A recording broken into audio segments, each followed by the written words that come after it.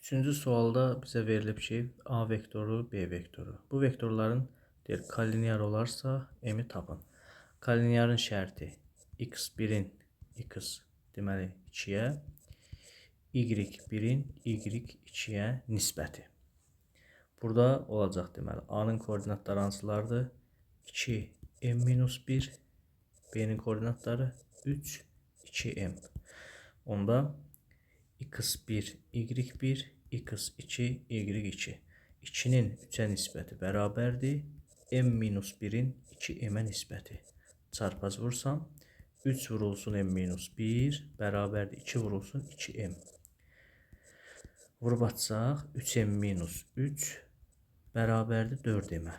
Digər tərəfə keçsək, olacaq 3m çıx 4m bərabərdir 3-ə. Mənfi m olacaq 3. Buradan da m nəyə bərabərdir? Mənfi 3-ə.